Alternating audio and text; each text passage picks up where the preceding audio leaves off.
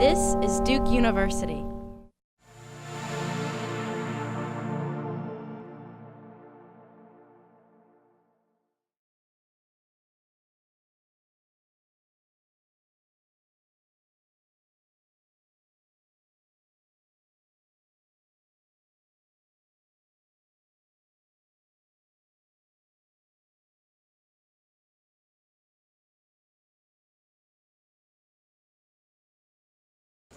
I'm from Houston, Texas, and I'm ridiculously attached to the fact. It's a place I'll come back to when describing my research interest. My mom grew up in Huaslaco, Texas, which is part of the Rio Grande Valley, and my dad is from Mostotitlan, Guerrero in Mexico, and most of my family there now lives in Cuernavaca. I was the first person in my family to go to college, and for me that sort of translated into not knowing what I'm in over my head and a lot of diving in head first. So I thought I would talk about some of those moments today because the stakes are where you learn, and they led me to my thesis project, my research questions, and to being here with you all today. When I arrived at Duke, I was shocked by how effortlessly I was accepted as authentically Latino and the authority it afforded me on matters of Latinidad. In Houston, I didn't code as the tan, voluptuous, jaw-breaking Spanish speaker of popular representation. I cared too much about school, I didn't curse, I wore Skechers. By 5th grade, I'd garnered the nickname Bolia, a white bread roll. At Duke, I thought I could finally show my innate Latinidad to the world, but the angst I felt over finding my authenticity was masked by the fact that I did not recognize the image placed before me. While Latino and Latina studies helped me give name to feelings of difference, exclusion, and isolation, I could not shake the feeling that how I claimed my ethnic racial identity was in constant conflict with the expectations brought to it by other people. Was it possible for me to claim a racial ethnic identity as resistant against images of Latinos, Latinas as a sort of daily protest? Had the naming of racial ethnic identity and the way it was called upon been used before as a form of protest? The class had originally interested me because of the phrase border crossing in its title. I realized mid-semester that was meant more as a metaphor. And compounding this was the realization that my participation grade in border crossing and its companion service learning meant I was at the crux of this metaphor for my classmates. I was in the capstone that semester, and in it we had the space to contextualize and complicate service learning. During one class, Professor Viego commented on how difficult a space Duke must be for Latino students. It's ridiculous how much strength knowing that this was supposed to be difficult gave me. The other course I was taking was entitled Gender and Sexuality in Latin America with Professor Nelson. In that class, I read Sherry Moraga for the first time, and I wish I could say that I loved it and that it set me on this course to get my PhD and become a professor, but I hated it. The excerpt was titled, "My brother's sex was white, mine brown." In it, Moraga explains the way her brother expected to be waited on for simply being male and light-skinned. Her words were some of the first I'd read that sought to be in conversation with the term Chicana, and that made them take this position of encompassing authority in my reading. Parts of Moraga's writing felt so present that everything she said took on this immediate and pressing urgency.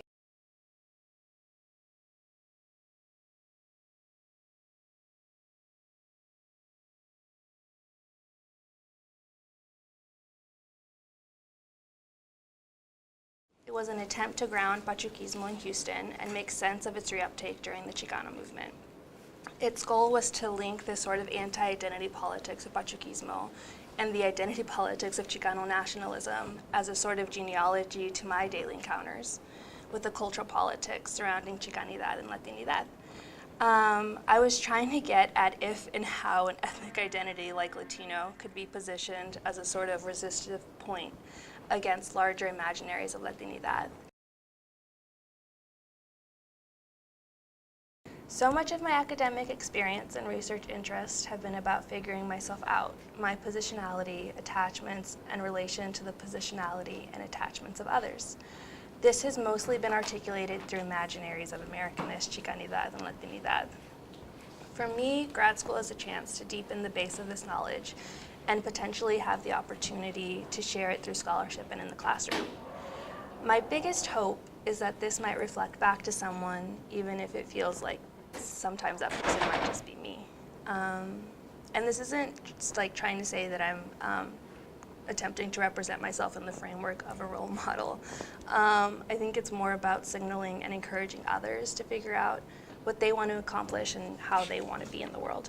So for me, it's about creating a space that fosters a supportive environment and represents the potential for that kind of growth.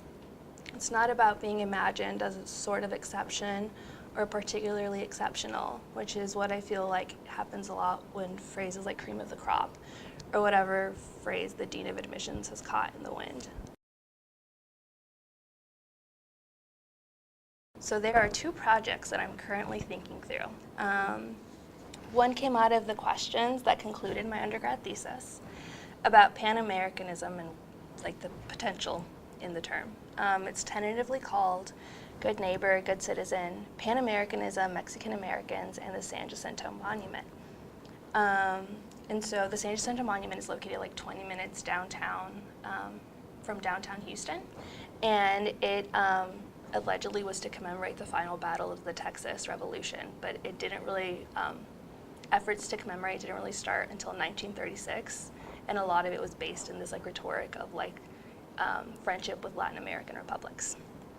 So just to kind of give you an abstract, this paper is trying to make sense of the San Jacinto Monument and Museum's foundation in 1936 in relation to national policies that strove to foster Western Hemispheric unity and reoriented visions for America's future southward. It interrogates the rhetoric of national and hemispheric solidarity hailed throughout the museum and local press to illustrate how the San Jacinto battleground site and nearby Houston port were linked ideologically, economically, and geographically to advance Houston's position in the arsenal for democracy. Despite the monument's Texas limestone veneer, its facade cracks when considering narratives of the discursive and physical violence inflicted on Mexican Americans nationally and locally in this era. The second one is way less developed, but it is about a Tumblr blog called Reclaiming the Latino Tag, and it's trying to get at the discourses of Latina and Latinidad on the site by looking at the role of space in these conversations, whether in real life or on the webpage.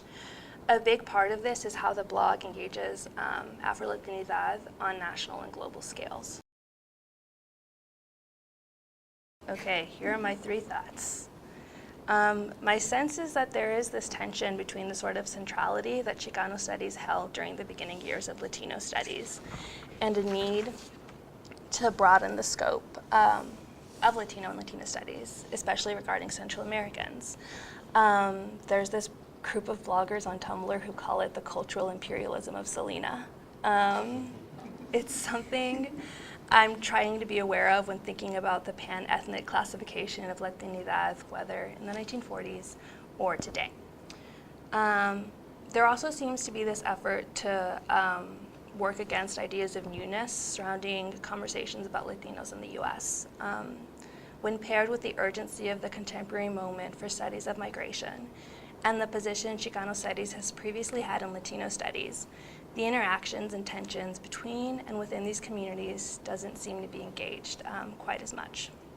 And so the last one is kind of taken from a Latino studies class that I took last semester. The professor commented on how Latino studies can be a bit depressing. There's a lot of stuff about feeling bad, stuff about like lack or melancholia.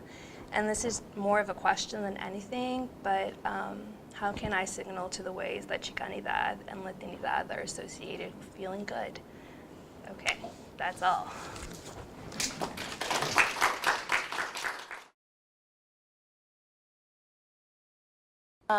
So I actually followed the blog for like 3 years before trying to make this project, and it kind of came out of this like, at first I was like, oh my God, yeah, this space, like to hashtag Latina a selfie or something that I actually never did because it was really daunting. But just, you have people like coming onto the site from places like Ecuador, or like other Latin American countries. to participate in this like Latina identity that seems very like US based, and so that's one of the discourses that I'm trying to get at. And a lot of it seems, or my impression is that a lot of that is done through this like notion of anti-Blackness in like Latino and Latin American communities. And so there's like this attempt to like reclaim Afro-Latinidad within the Latino Tag. But they never actually say that. You just get it from like the inundation of content that kind of relates to that. But their big goal, so like if you search the hashtag Latina, it's gross. Like there's just like so much like hypersexualization, basically like pornography. And so the goal of the blog initially was to like try to reclaim that space for people, or for this imagined like Latina community. I think what's been really helpful in grad school is kind of like going to like archives and just like getting a sense of what's there and like how that relates to like bigger interests that I have to kind of like formulate a paper. Something one of my friends suggested that I might try is like asking yourself where the stakes are in like questions that you might have, and then maybe doing like a sort of like autoethnographic draft for yourself to figure out what it is that you want to say.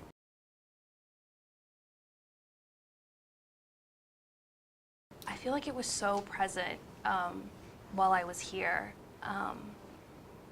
just because I think I was trying to figure out what American was, especially like in that shift of like being Mexican American, Chicana, whatever in Houston, and then coming here, like what.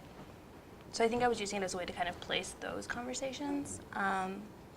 And then now I feel like I never talk about it. Like I've kind of been like, okay, that's like, whatever. I really want to talk about Chicanos and Mexican Americans and all Mexicans and those tensions in Houston. So I think it's there, but I kind of give it this sort of like, this is a structure of power or something, this is the state, and not so much maybe like the term American.